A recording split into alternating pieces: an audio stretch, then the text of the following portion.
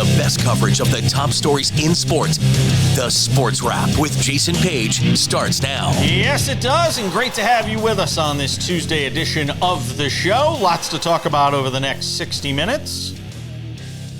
The jealousy in the WNBA reaching an all-time high. We'll get to that. Some news from baseball.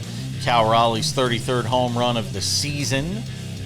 The Steelers all in on the 2025 season. We'll get to that as well, but we start things out in the National Basketball Association with our friend. It's been a while since we've seen this guy, Brandon Scoop Robinson, hanging out with us on the show. ScoopB Radio, ScoopB.com. Check him out there, and he hangs out with us to talk about all these crazy NBA moves. I'm going to actually recap every single move in the next segment. We're not going to do that now, Scoop, because I only got a few minutes with you. But I got to get your thoughts. What was the move yesterday that sort of stood out the most to you and made you go, wow? Was it the Nuggets?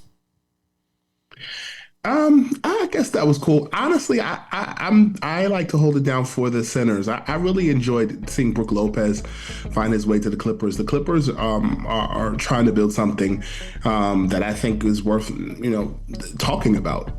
Number one, James Harden taking less money to make sure that happens, and so Brook Lopez joining a formidable situation where you are adding at the center position, and likely we'll see a Chris Paul return there in Los Angeles as well, and I think that's something that should be talked about. I think the Clippers did pretty well in day one of free agency. What'd you make of the Lakers just stay in LA for a second here, allowing Dorian Finney-Smith to go and bring in sort of, more of an unheralded player, and, think what you want of Dorian Finney-Smith. He added something to that team. There's no question, when he came over last season.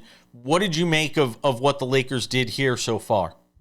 I wasn't really surprised that the Houston Rockets are the hottest ticket in town, and Dorian came in from that Luka Doncic trade, and he didn't really seem to fit in that system consistently throughout the course of the season. And Houston will definitely give him the opportunity to play his game, be back in the state of Texas, and play alongside Kevin Durant, Fred VanVleet, and head coach Ime Udoka. I thought that was a good move. The Lakers are trying to create a situation where they have 2-year deals with guys, and it's looking like they're building around Luka and LeBron, but ultimately there are some questions that both sides are going to have to answer on that front. ESPN is reporting that Miles Turner is going to be departing Indiana in favor of a 4-year, $107 million deal in Milwaukee with the Bucks. Does this point to the team holding on to Giannis? Because when they look at the East, they have to think, hey, we have as good a chance as anybody with sort of the Celtics and Tatum being out and Halliburton being out with the Pacers. Does this point to you, them hanging on to Giannis? Potentially. I know that Giannis has been watching very closely at what's been going on, and I know that teams like the Toronto Raptors are looking to still swoop in on a Giannis Antetokounmpo pairing, if you will. So in answer to your question, yeah, the East could be wide open, but I still think the Knicks are still there. They've added some pieces there in the offseason. The Cavaliers are still there. They did get rid of Isaac Okoro, but they brought in Lonzo Ball, who I think will be a good fit. Kenny Atkinson's system. They're definitely some teams in the Eastern Conference. I know that everybody talks about it being wide open, but so in the West. I think the NBA at large is like college basketball. It's anybody can win every year. I am getting your reaction to this in real time because this just broke literally while we're talking. The Bucks are waiving Damian Lillard. What is your reaction? No surprise. Wow. Do you see him landing something? I mean, he's not going to be available till mid-season. Will teams just wait? Potentially. I think there are teams out there that could utilize his services right now. I don't know of any team specifically that, would use him. I think he's in a similar situation like Kyrie Irving, except Kyrie is on a team. There are teams that will be looking for a point guard at some point in the spring, and it'll be interesting to see where he lands. You mentioned the Knicks. Do you like the Jordan Clarkson move? No surprise. What is your reaction? Yes. Tell me why you like it. I'm so infuriated by the Knicks right now as a Knicks fan because of this whole coaching situation, which we need a whole nother segment to talk about that we don't have time for. But tell me why Clarkson makes so much sense for them as a scorer off the bench. Scorer. I mean, you said it. A scorer off the bench. A guy that's played on young teams, older teams, competing teams, and he doesn't hurt you. And so I like Clarkson's ascension to Pennsylvania Plaza. Malik Beasley. The NBA had to love when free agency came because it literally came the day after this Malik Beasley story broke. Do you think the way it's being reported, it's almost portraying him as the bad guy when it's betting irregularities in terms of the way the game was being bet, not necessarily something he did? Like, I don't know how to look at this stuff because we had the Terry Rozier story, where he's been sort of cleared of not having done anything wrong. I just wonder when guys' names get lumped in with these sorts of stories, they get tarnished before any investigation's even been finished. I don't know enough about it to comment, but what I will say is that I don't sports gamble for that very reason because of, the alignment of what I do professionally. And I think the same should. Many players should take heed to that as well. What you hang around and what you do, it's a slippery slope and you just have to be careful. A thought on the Hawks. It feels like between the draft and I think you're with me. It feels like the Hawks could be sort of that sneaky, really good team next year. Yeah, I like the move to bring in Kristaps Porzingis. Clint Capella left, and I think Quinn Snyder's team is on the up and up. They want to retain Trae Young, so they had to make those moves to keep him in his services. So I like the move to Atlanta. I think, this is a team that was in the Eastern Conference Finals back in 2021 and kind of has just gone by the wayside over the last few years. So I'm interested to see how this will benefit them in the long run. And I'm happy for them. I'm glad to see that level of success. And as you mentioned, they're that sneaky team in the East that could come in and swoop in. Yeah, they certainly could. Brandon Scoop Robinson, ScoopB Radio, ScoopB.com. Listen, I always appreciate you. I know you're busy, especially with everything going on in free agency. Be well, my friend. Let's catch up again soon. One day we'll have you on when we have a little more time. How's that? That works for me, man. Thank you for the opportunity to be myself. Absolutely. Brandon Scoop Robinson hanging out with us on the show. Don't go anywhere. Lots more to do on this Tuesday edition of Sports Wrap, including a rundown of all the moves you may not have heard of from Monday. We're coming back.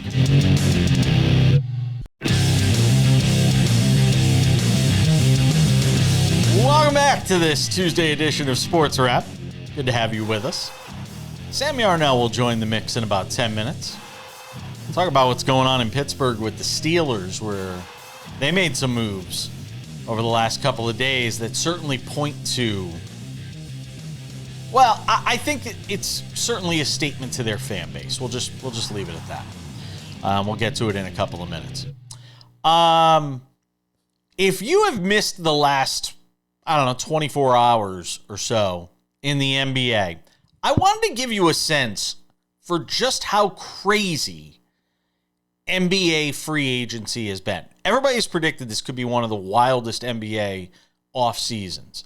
And if the first 24 to 48 hours is any indication of that, we are in for a wild ride here over the next week or two as all these dominoes fall into place. And we've already started to see it. So I thought just to give you a little flavor today on the show, we'd do something a little different. The following is a reading of everything that has taken place up until 11:30 a.m. Eastern on Tuesday morning. Basically over a 24-hour period, 26-hour period. This is everything that's happened. All right, cue up the music, maestro. Here we go. Everything that's happened over the last 24 hours. And I mean everything. We are going to give you everything. Even stuff you didn't even know you wanted. Let's see. The Nets signed a 2-year, $12 million deal with free agent forward Zaire Williams. The Jazz way forward Johnny Juzang, who the 24-year-old started 18 games last year, 8 points in 20 minutes. By the way, all of this courtesy of our friends over at ESPN.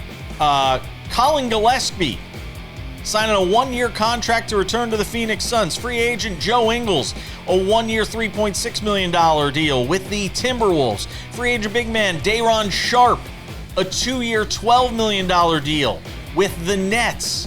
Averaged 8 points, 6.6 rebounds a game last year for Brooklyn. Free agent forward Nicholas Batum, a two-year $11.5 million going back to the Clippers. I love that move, by the way. Free agent, let's see, where else did I miss here? Jordan Clarkson. We mentioned it in the conversation just a moment ago with our friend Brandon Scoop Robinson, finalizing a contract buyout with the Jazz. He's going to go to the Knicks and certainly help them in terms of production off the bench. Sacramento Kings coach Mike Brown, a second meeting with the Knicks. Could be their next head coach. Keep an eye on that, according to Shams Charania. The Grizzlies and Jaren Jackson Jr. 5 years, $240 million. Wow. Player opt-in for the final year when they get to 2029. Santi Aldama, 3 years, $52.5 million to go back to the Grizzlies. Dorian Finney-Smith, 4 years, $53 million with the Rockets. Paul Reed, the free agent center forward, 2 years, $11 million to return to the Pistons. The Grizzlies and guard Cam Spencer, 2 years, $4.5 million, fully guaranteed, by the way. Grizzlies and Cole Anthony's reps working toward a deal that will allow Memphis to create the cap space to renegotiate and extend that Jaren Jackson Jr. while giving Anthony the opportunity to find his next destination. So Cole Anthony traded to Orlando, not going to be staying in Orlando. We mentioned the Lakers, who let go of Dorian Finney-Smith. They have opted for Jake LaRavia, a 2-year, $12 million deal with the Lakers. Had a strong finish after he joined the Kings last season. Free agent guard Trey Jones gets a 3-year, $24 million contract to return to the Bulls. D'Angelo Russell, we mentioned this in our conversation with our friend Brandon Scoop Robinson. 2 years, $13 million with the Mavericks. It gives them a wonderful stopgap measure while they wait for Kyrie Irving to return. Then who knows what happens to him after that? Does he go to the bench? We'll have to wait and see. The Nuggets trade Michael Porter Jr. I thought this was arguably one of the biggest moves of yesterday, because it certainly signals the intention that, this argument that the Nuggets, this argument the Nuggets are wasting the prime of Nikola Jokic. By the way, he won a championship. You know how many great players didn't win championships during the Michael Jordan era that you could argue their primes were wasted? Just saying. Michael Porter Jr. Goes to Brooklyn in exchange for Cam Johnson. Porter Jr., an unprotected 2032 first-round pick to the Nets for Cam Johnson. Ty Jerome, 3 years, $28 million with the Grizzlies. You know what he meant to that Cavaliers team. That's a great move for the Memphis Grizzlies. Kevin Porter Jr., 2 years, $11 million to return to the Bucks. And this is another one for the Nuggets that didn't get a lot of play yesterday. Bruce Brown was part of that championship team. Well, they're getting the band back together at least a little bit. A one-year deal for him to go back to the Nuggets, spent last season with the Raptors and the Pelicans. Free agent center Kevon Looney, 2 years, $16 million with the Pelicans. He departs the Warriors after being part of a veteran presence on that team. Luke Cornett did a great job with the Celtics, and he gets paid handsomely. A $41 million deal with the Spurs, a 4-year contract for him. Clint Capella is going back to Houston, where it all began. He'll join the Rockets on a 3-year, $21.5 million deal. He was drafted by the Rockets in 2014, was there for 6 seasons, then was traded to Atlanta in 2020. Karis LeVert, 2 years, $29 million with the Pistons. Brooke Lopez, we mentioned it in our conversation with Scoop Robinson. Brooke Lopez gets an $18 million deal with the Clippers for 2 years. I think that is a great move for that team, certainly. Scoop Robinson agreed with that. Luke Garza, free agent center, no longer. 2 years, $5.5 fully guaranteed with the Boston Celtics. Alexander Walker, you know him from his time with the T-Wolves. He gets a 4-year, $62 million deal with the Hawks, who just continue to add to that roster. By the way, the Hawks sending a 2027 second-round pick via Cleveland, cash considerations to the T-Wolves to get Nickeil Alexander-Walker via that sign-and-trade.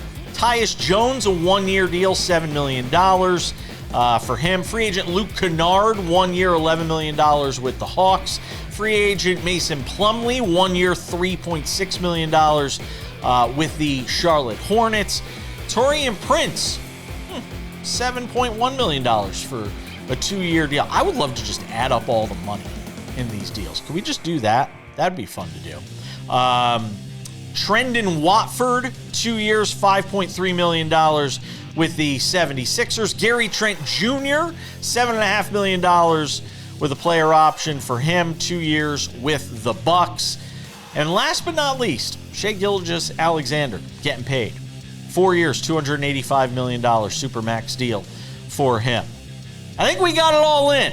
Switch gears, talk NFL next. Welcome back to this Tuesday edition of Sports Wrap. Coming up in 10 minutes,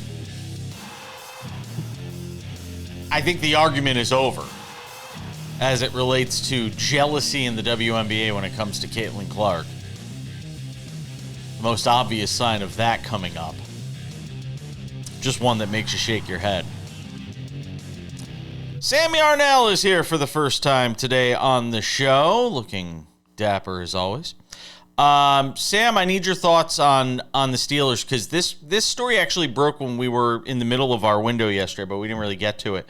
And now that the dust is settled, I think it's a little easier to talk about and sort of soak in what the Steelers have done here in the last 24 to 48 hours, where they've decided to go all in on the 2025 season. Whether you like the Aaron Rodgers move or not, whether you think it's the right move or not, whether you think he's going to be great or not, they have pushed all their chips to some degree here into the middle of the table. For those who are getting excited, it's World Series of Poker season. I'll give you a little love there.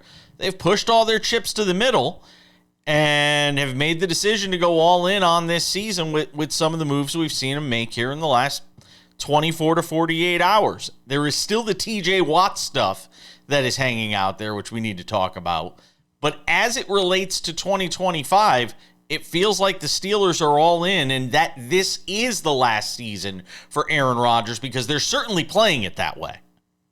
It is World Series of Poker season, and it's a mess out there in Vegas. I mean, there is so much going on at poker tables these past few days, Jason. Yep. Don't order a strawberry banana smoothie, if you know what I'm saying. My gosh, that was a crazy one. Yeah, so this is actually one of the rare times that the internet graded this trade perfectly. What a lose-lose deal for both teams.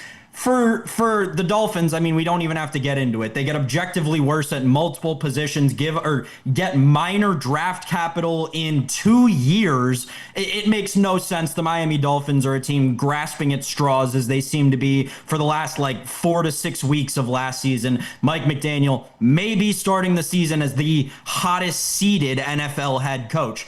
So, yeah, not really concerned about the Dolphins' perspective. The Steelers, it's like, oh my gosh, what are we doing here? This front office is at this point asking for their jobs to be taken from them. They're playing Madden 25 in real life. It makes absolutely no sense. They're doing that thing that 13-year-olds do when they get Madden for the first time, and they just go out and trade for a bunch of players based on name value and not actual talent.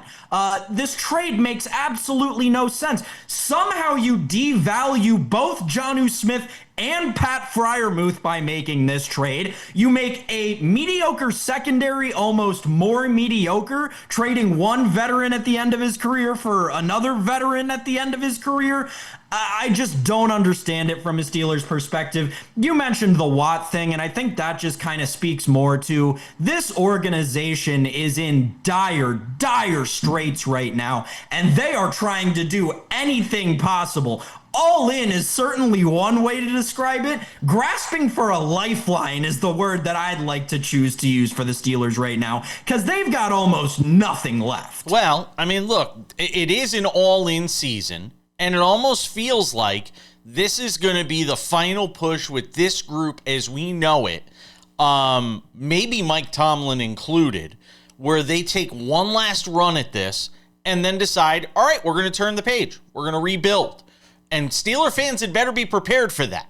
Steeler fans had better be prepared for the possibility that the mechanics of this offseason for this organization, the mechanics of this offseason are telling you everything you need to know without them coming out and verbally saying it, that this is going to be the last push of this era of, hey, the Steelers make the playoffs every year and that's good enough. To me, it speaks to, we're going to try and do it one last time. We're with everything we can grab our hands onto, like I said, and you could talk about grasping at straws.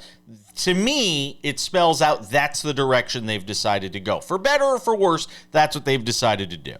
I would understand that, but then the George Pickens move makes absolutely zero sense. If you're going all in, why are you trading one of your best young players? Yeah, your best young player. TJ Watt's not young anymore. This team is doing things that contradict themselves at this point, which is, again, why I say that the internet got this correct in all these Madden references that they make, because it's exactly what you do when you play franchise mode in Madden. You trade the players that are going to be good in the future for one that might be good now. That is literally the DK Metcalf bring in George Pickens trade out move that the Steelers made this offseason. I just cannot wrap my head around this team being competitive, but that's a different story, around why this team continues to make the moves that they do. It makes no sense. And trust me, I'm not saying that I'm smarter than these people. There could be some long-term game plan that they're playing that I don't see, and maybe there's some cap number that'll get freed up in 3 years because they're hiring all these horrible players at the end of their careers now. But I just don't understand how you can be the Pittsburgh Steelers organization with all the narratives that have surrounded it for the past calendar year and go out and have the offseason that they've had. I'm going to read you something that I think really speaks to the potential for the dumpster fire that the Steelers could be this year.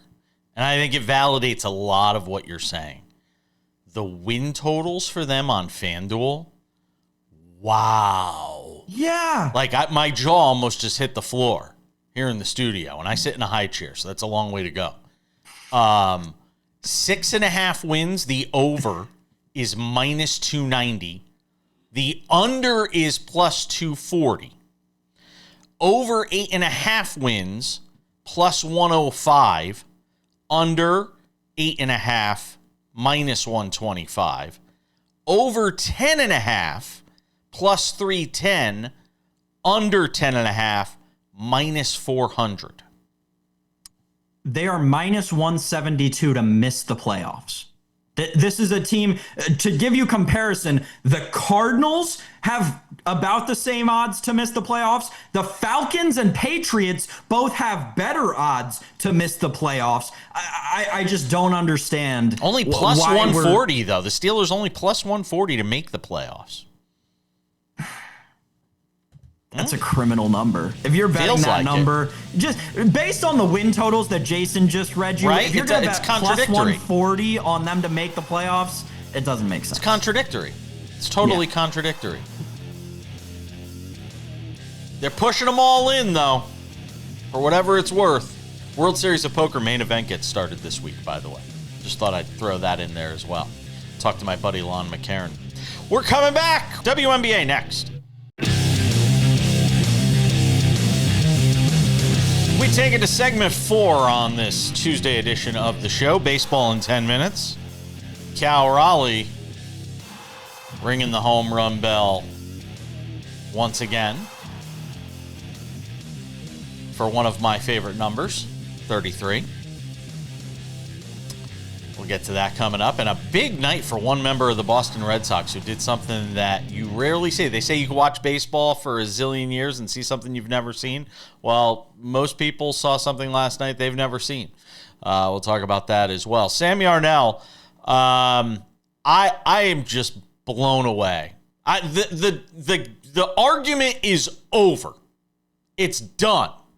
We can no longer have this conversation. And I've seen this thing argued in the media. I've seen it argued in social media. This conversation of are WNBA players jealous of Caitlin Clark? Is there hatred? Is there animosity? Is there this thing? Is there that thing? That conversation has been officially put to rest. It's, as Howard Cosell used to say, it is over. It's done. Because when you have a player vote that comes out and ranks her 9th amongst players at her position, at the guard position, you're not talking 9th overall in the league. We're not talking 9th overall in the league in the player vote for the WNBA All-Star game. We are talking 9th amongst fellow guards in the WNBA, Sam Yarnell. When that is the opinion of WNBA peers of Caitlin Clark, the conversation's over. You have shown your petty jealousy towards this woman. And I'm not one of these people that tries to turn it into... I'm not looking for that sort of drama conversation, but it's clear that that is what exists here. And I don't know if there has ever been... And maybe you could think of this. And maybe people out there could think of it. If so, hit us up on X at the back page or at Sam_Yarnell. Has there ever been a player where this level of animus and jealousy has existed? And here's the other thing, Sam. One more thing, because I haven't said enough. One more thing on this. The WNBA yesterday or the day before just announced they're adding a whole bunch of new teams by the time we get to 2030. And the only reason they're able to get to 18 teams and add Cleveland and Detroit and all these different markets that are going to get teams, the only reason this is happening, and nobody wants to hear this, the only reason they're going to be able to do this was the splash that she made last year coming into the league and the ripple effects of that. That's what started all of this going in that direction, Sam. Help me understand it. I don't know if I'd go that far. Oh, but, yeah, I would. Well, just because this is a plan that the WNBA has had in place since before the Caitlin Clark storm at Iowa even became a thing. But regardless, to answer the question, Tom Brady is the name that immediately comes to mind because I think there was a little bit more animosity among the players towards Tom Brady for much more valid reasons, though, right? The Tom Brady thing is easily explained. The guy cheated and was caught cheating and also kept winning and then also kept winning while he was cheating. And on top of all of that, he was married to the most famous supermodel woman and he had this wholesome family and he was the king of Boston too. The animosity towards Tom Brady was I don't want to say much more justified or understandable, but much more justified and understandable. Was that more towards Brady or was that towards the Patriots? Because I always felt like that was more towards the Patriots as an organization.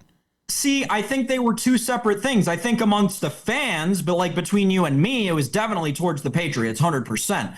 But we're not talking about the fans. We're talking about the players. And I think among the brotherhood of the NFL, the animosity fell on Tom Brady and Bill Belichick centrally, but divided evenly between those two. Not necessarily towards, your Gerard Mayos or, random role players or Mike Vrabels or other guys who were just on those teams. Brady was the one that comes to mind. I obviously was not alive during the majority of his career, but I would assume that the animosity towards Michael Jordan or other players on those 90s Bulls teams, be it Dennis Rodman or even Scottie Pippen, but I don't really think he was the type to rub people the wrong way. I think those guys would be comparable, but I do think that within this whole conversation, it's very interesting that the only athletes that we're comparing Caitlin Clark to in terms of how they're hated amongst their peers are other men, right? We've never seen an athlete like this in any women's. I take that back. Hope Solo, maybe. that was a very interesting relationship and how it evolved over those couple of years between Hope Solo and USA Soccer and her teammates there. So that may be another one. But I think that's like a big four. I think it's like Brady, Hope Solo, and then pick your two of the 90s Bulls. I have said this for years. This is a larger discussion that we need more than 43 seconds to talk about. Everybody always talks about men hating on women. But there is no greater hatred towards women in this world than the hatred of other women. We've seen it in our politics, and we see it in our sports. There is no greater hatred and animosity and jealousy towards women than the hatred from within their own world. There's no argument on this. There's no argument on this. And in this case, the conversation's over. The argument's over. It's obvious what we're seeing here. We got to come back. There is baseball to get to, and we will get to it next.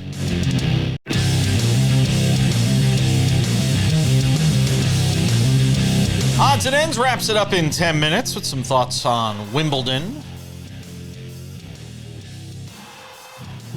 It's something I've complained about before, and I'll complain about it again. That's part of what we'll talk about. Whole host of upsets on day one. Fun watching my guy Patrick McEnroe, though, along with James Blake. James Blake, by the way, committing to coming on the show after Wimbledon. Love that guy. He's a good dude. All right, Sam Yarnell, let's talk some baseball. And Cal Raleigh, it had been like a week, little over a week, but Cal Raleigh is back on the board in the home run department. Hits his 33rd last night. I will say, though, as big as Raleigh hitting that home run is, and I'm not trying to like gloss over the fact that he hit a home run or leads, baseball in home runs or any of that stuff, because of the fact that I love Aaron Judge and we want Aaron Judge to win a Triple Crown this year. To me, the bigger story in that game is Randy Arozarena hitting 2. Because if that team's going anywhere, they need Randy Arozarena.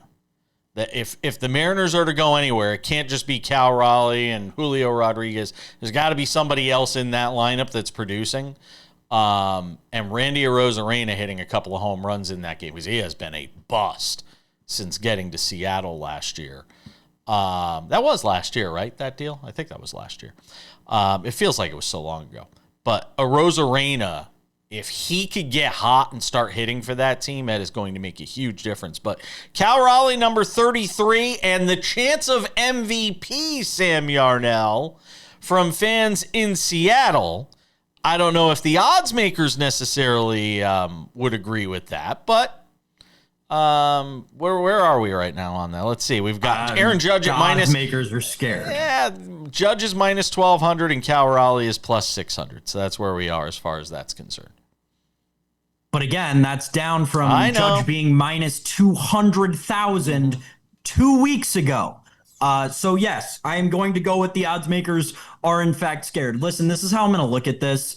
I think if Cal Raleigh played the whole season and caught the same ratio of games that he's been catching and continued to be a switch hitter and continued the pace, even if he fell short, if he hit 53 homers, he would win it. Do I think that will happen? No. It is incredibly hard for catchers to stay healthy for an entire 162-game season. Add in the fact that he is the best hitting catcher, maybe right now the best hitter in the American League. He should, right? Like if the season ended today, do I think he would probably get more votes? Yes, I also think that has to do with recency bias and the fact that Aaron Judge has been, like we said yesterday, hitting at the Mendoza line for the last 3 weeks now. But I don't think that Cal Raleigh will be able. I think he'll break the catcher record. I think he'll hit 49. He'll surpass Salvador Perez from a few years ago. I don't think that he's going to get past like 52, 53. I don't think he's going to catch the entirety of the rest of the season, which really sucks because like it would be so cool to see a switch hitting catcher win the MVP. But I know baseball, and it's hard for me to sit here and say that, this guy's going to be able to get down and get behind the plate for, 70 more games. Aaron Judge, by the way, still the favorite on FanDuel right now to lead the league in home runs. He is minus 130. Cal Raleigh at plus 170. Then Shohei Ohtani at plus 300 in case you were interested in such a wager. And if you're looking for a long shot, Kyle Schwarber is plus 3,000. Eugenio Suarez is plus 4,800. And James Wood is plus 10,000, by the way. Only mentioning that because we were talking about him on the show yesterday. They're just going to keep walking him. He won't hit another home run. They're just going to keep walking him. He's got no offense around him. Wilyer Abreu for the Red Sox last night, doing something rarely ever seen in baseball. It hadn't happened in like generations. He goes inside the park home run and grand slam in the same game, Sam Yarnell. Pretty remarkable stuff from Abreu, who's had a nice season at times for this Red Sox team. I mean, Wilyer Abreu is the ultimate question mark in Boston, right? And I think if you're a Red Sox fan, you simultaneously love and hate to see this. Oh my goodness! Wow, that's a first. Anymore. That's how excited Wilyer Abreu makes me on the show. Or you're allergic to him. I don't know. I'm allergic to Red Sox talk. Okay. That's what it is. All this Yankees propaganda you've been pushing, it's really hitting home over the last couple of years. But listen, the Wilyer Abreu thing is an ultimate question mark. If I'm a Red Sox fan, I'm happy to see him do that last night, but I'm ultimately sad because there's such a blockage in that Red Sox outfield. They've got a ton of young guys ready to come up. They're in a very in-between spots. So I'm interested to see what happens with that Red Sox outfield over the course of the next 4 weeks as we approach the trade deadline. But yes, a great night from Wilyer Abreu. I'm very happy I started him in fantasy yesterday. By the way, speaking of Yankees propaganda, Anthony Volpe's got to go. I'm done with Anthony Volpe. I mean, we all right. The guy's a career like 225 hitter. Now he's making stupid folks. Now he's making dumb plays on the infield. Come on. We were in this same situation last year. They were saying the same thing about Gleyber Torres. Turns out he's the best or second best second baseman in the American League. Who saw that coming? Sometimes you just need a change of scenery and maybe some better fans. You think Anthony Volpe's good? I think he's got a lot of potential. Oh my God, it's been 3 years. Really hard time. It's been 3 years at this point. What more do I need to see? He's not developing. If you want to say it's the Yankees' fault, then say it's the Yankees' fault. But there's no questioning the fact the guy is just not developing. He's not getting better. In fact, he's getting worse. That is true. Odds and ends are next.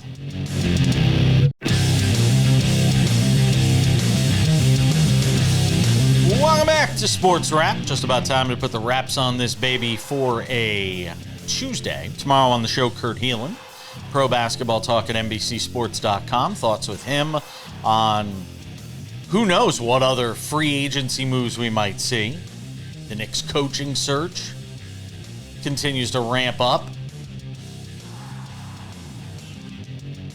Team deciding it's not going to pursue Dawn Staley any further. She's not a candidate for the job, but Mike Brown certainly is, as we briefly chronicled earlier in the show. So we'll see what's going on across the NBA as a busy week with free agency and potential trades continues to play out. That is on tomorrow's show. Couple of reminders for you. If you have not done so yet, make sure to subscribe to the Sports Wrap with Jason Page podcast. It's available on all your favorite podcasting platforms: Spotify, Apple Podcasts, YouTube Podcasts, iHeartRadio, TuneIn, Odyssey, Amazon.